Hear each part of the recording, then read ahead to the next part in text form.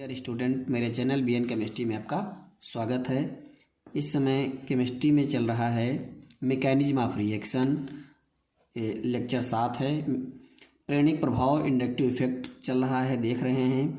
उसी के अंतर्गत बहुत ही इंपॉर्टेंट टॉपिक है एल्किल हैलाइडों की क्रियाशीलता का क्रम क्या है। एल्किल हैलाइडों की क्रियाशीलता और इससे भी ज़्यादा इंपॉर्टेंट क्वेश्चन अभी आएगा, कार्बोक्सिलिक अम्लों की प्रबलता। बहुत ही महत्वपूर्ण टॉपिक है, चाहे इंटर की परीक्षा हो, चाहे BSc लेवल की परीक्षा हो और चाहे नीट की परीक्षा हो, इस प्रकार का क्वेश्चन अवश्य पूछा जाता है।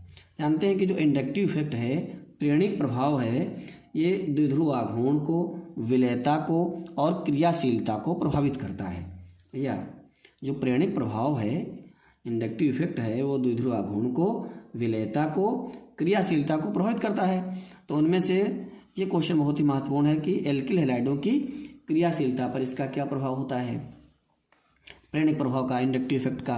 तो इंडक्टिव इफेक्ट तो जान ही चुके हैं कि यदि कोई ऑर्गेनिक कंपाउंड है, कई कार्बन जुड़े हुए हैं, कार्बन की चेन है, उसमें किसी एक सिरे पर अधिक ऋणात्मक परमाणु जुड़ा हुआ है, तो वहाँ पर प्रेरणिक प्रभाव उत्पन्न होता है। क्यों? क्योंकि ऋणात्मक परमाणु से जुड़े हुए कार्बन और उस कार्बन से जुड़े हुए अन्य कार्बन पर पोलराइजेशन के कारण ध्रुवता आ जाती है, अर्थात आवेश उत्पन्न हो जाता है, चार्ज उत्पन्न हो जाता है और ये सदैव स्थायी होता है, उस अणु में बना रहता है। अधिकतम 4 कार्बन तक, 3 कार्बन तक रहता है, चौथे कार्बन पर नगण्य हो जाता है। पढ़ चुके हैं। अब हम इस पर बढ़ते हैं, एल्किल हैलाइडों की क्रियाशीलता की बात करते हैं।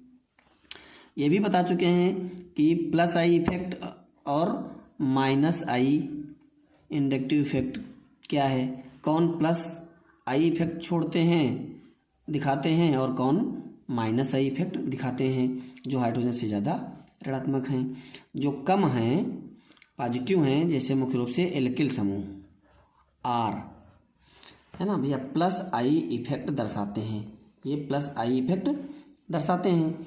तो जब प्लस आई इफेक्ट दर्शाएंगे, इनकी संख्या जब बढ़ेगी, प्लस आई इफेक्ट मतलब भैया, प्लस आई का मतलब क्या है, जो इलेक्ट्रॉनों का प्रतिकर्षण करते हो, मतलब इलेक्ट्रॉनों को अपने से दूर करते हो, कार्बन चेन की तरफ ही भेजते हो। जैसे एक एग्जाम्पल पहले देख लेते हैं, फिर हम क्रियाशीलता की बात करते हैं। जैसे primary, secondary, tertiary alkyl halide हैं।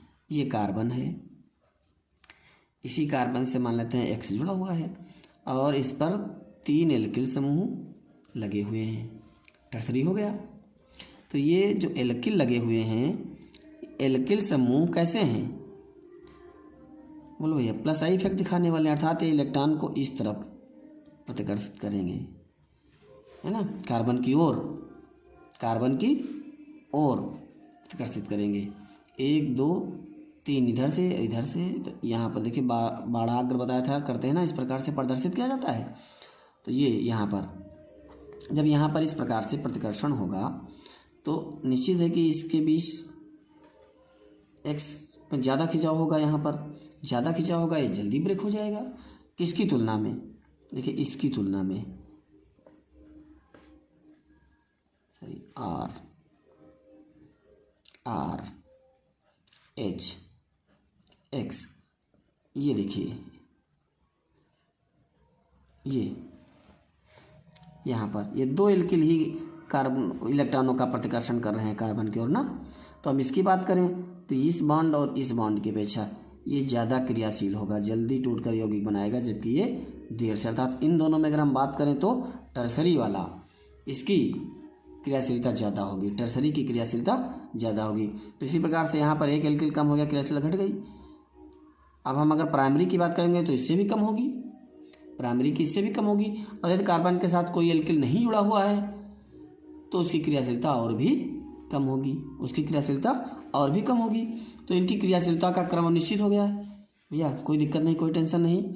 आर एल्किल समूह की संख्या जब बढ़ेगी, अर्थात प्लस आई समूह की संख्या जब बढ़ रही है, तो इसकी क्रियाशीलता यहाँ पर बढ़ जाएगी, क्योंकि ये इलेक्ट्रॉनों को इसकी ओर प्रतिकर्षित कर, अपने से दूर कर रहे हैं ना। तो अब निश्चित है कि अगर हम यहाँ पर लिखें इनका क्रम, तो अब ये स्ट्रक्चर बनाने की जरूरत नहीं है। R3CX इससे कम होगा कौन भैया, R2CH(X), ये टर्सरी है, ये सेकेंडरी है। और इससे भी कम होगा कौन, RCH2X, ये X भैया कार्बन से जुड़ा है, H से मत समझना। और इससे भी कम होगा CH3X, ये प्राइमरी है। ये इनकी क्रियाशीलता का क्रम है, इनकी क्रियाशीलता का क्रम है। लेकिन यदि हम बेंजाइल हैलाइड की बात करें, एलाइल हैलाइड की बात करें, बिनाइल हैलाइड की बात करें, है ना, तो इनकी क्रियाशीलता हम इसके आधार पर, प्रेरक प्रभाव के आधार पर नहीं देखते हैं।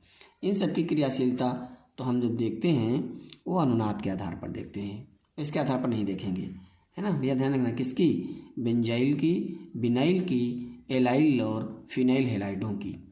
एक बात और यहाँ पर ध्यान दें, ये जो क्रम लिखा है ये SN1 रिएक्शनों के लिए, SN1 भैया, जो SN1 अभिक्रियाएँ होती हैं उनमें ये क्रम है।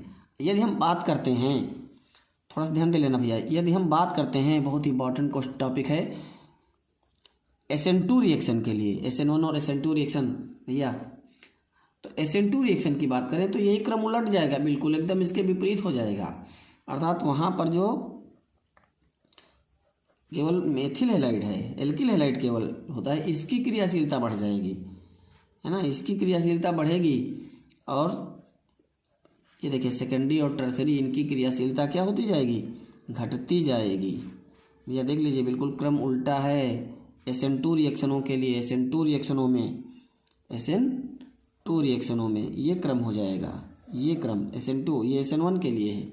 हाँ, इनके लिए जो है स्टेरिक इफेक्ट, विन्यास प्रभाव के आधार पर व्याख्या कर सकते हैं इनकी, हम विन्यास प्रभाव के आधार पर इनकी व्याख्या करेंगे। तो एल्किल हैलाइडों की क्रिया से जो मुख्य रूप से क्वेश्चन पूछा जाता है यहाँ पर, वो ये पूछा जाता है। तो ये क्रम सदैव याद रखेंगे कि अगर टर्सरी एल्किल हैलाइड है तो उसकी क्रियाशीलता सेकेंडरी एल्किल हैलाइड से ज़्यादा होगी, क्योंकि टर्सरी पर प्लस